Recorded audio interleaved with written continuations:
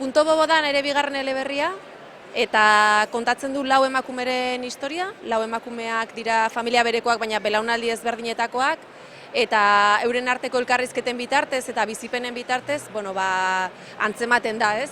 Sekretu bat edo tabu bat badagoela beraien artean, eta pixkanaka, jungo da irakurlea, tabu hori zein den ezagutzen, ez? Ideia nagusia kontatuko banu, aurkezpenetan eta adierazi dudan bezala, spoilerra egingo nuke.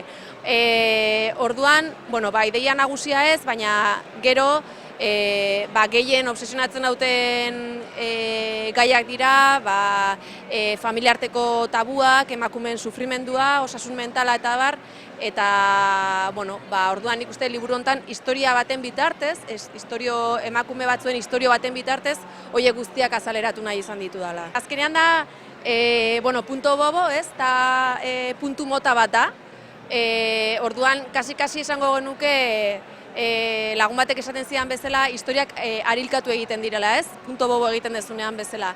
Azkenean daude 11 kapitulo, 6 dira orainaldian elkarrizketa baten bitartez kontatutakoak, ama alaba batzuen arteko elkarrizketa bat, eta gero beste 5 kapitulo iraganean.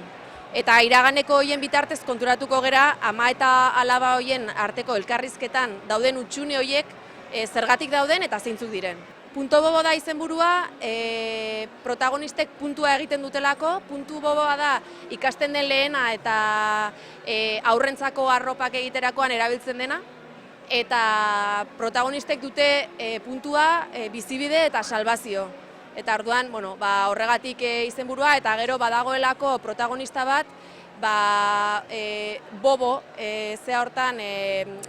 ezaugarri hortan, bere inguru guztiak ezaugarri hortan sartzen duena, ez? Eta orduan, horregatik baita ere izenburuan, aipamen hori.